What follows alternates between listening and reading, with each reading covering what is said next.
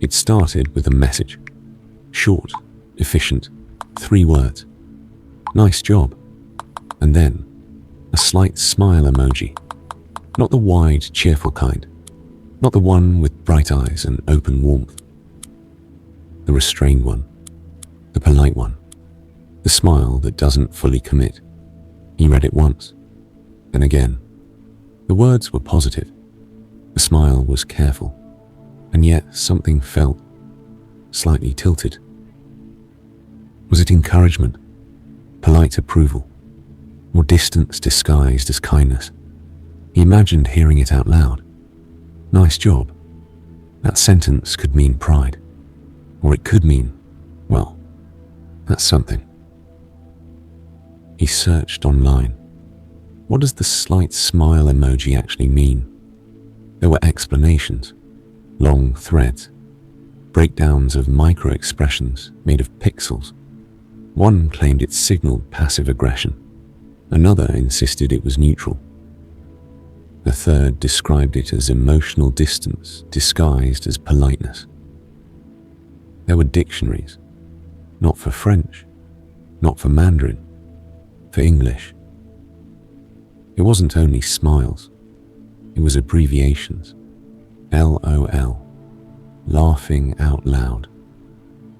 Except sometimes it meant, I don't know how to respond, or this is uncomfortable, or simply, let's end this here. You once saw someone reply LOL to something that wasn't funny at all. No laughter, no humor.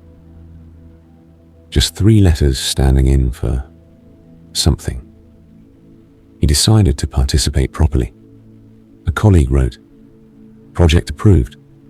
He replied confidently, "That's sick." And then the skull emoji. The one people used to say, "I'm laughing so hard I'm dead." The exaggerated one. The dramatic one. Silence. Then someone asked, "Are you being sarcastic?" Another wrote, "Everything okay?" He stared at the screen. He had researched this. He had checked the meaning. Apparently enthusiasm could resemble contempt if placed beside the wrong symbol. The language wasn't wrong. It was fast, and he was arriving half a second late. Then came the temperature shift of words. Sick meant impressive. Bad meant good. Mid could quietly dismiss an entire effort.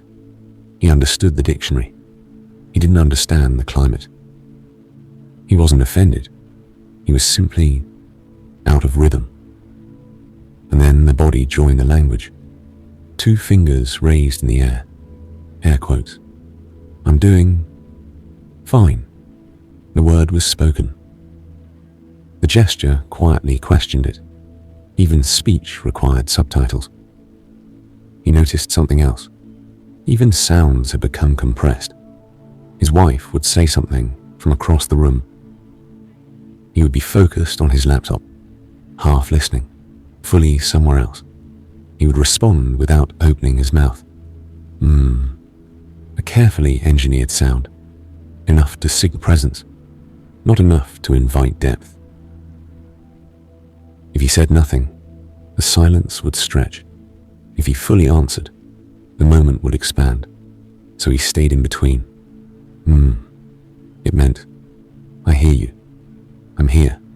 Please don't turn this into a chapter. Conversations were shrinking. Words became abbreviations. Abbreviations became symbols. Symbols became gestures. Gestures became sounds. And sometimes even that felt excessive. A nod. A glance. A raised eyebrow. Efficient. He wondered, will there come a day when we simply look at each other and assume the rest? He imagined a job listing.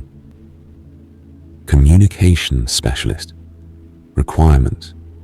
Fluent in emoji nuance. Able to distinguish warmth from restraint instantly. skilled in calibrated minimal responses, advanced eye contact literacy, proficient in silence interpretation, preferred qualifications, passive-aggressive detection, three-dot analysis, thumbs-up diplomacy. He didn't feel unintelligent.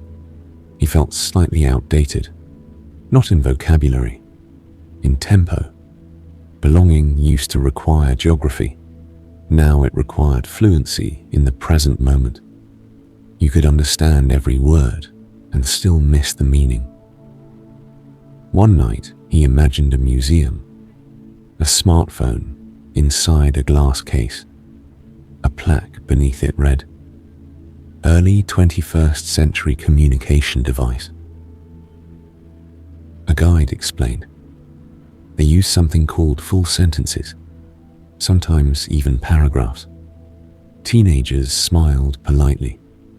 On a screen appeared an old message. "Thank you for your time. I truly appreciate it." A child squinted. What does that mean?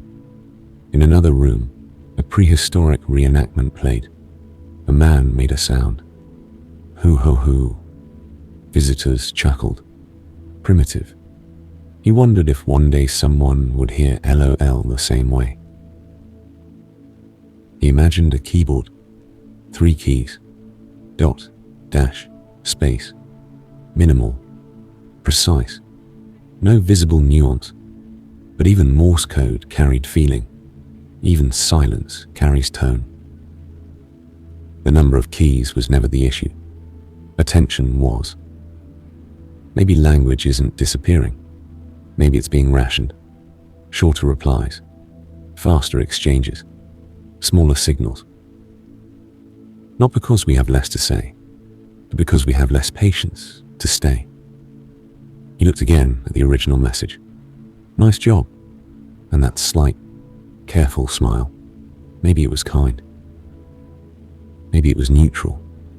Maybe the meaning hadn't changed at all. Maybe only the pace had. We didn't switch languages. We just stopped speaking the same version of it. And even if conversations shrink, the need to be understood never does.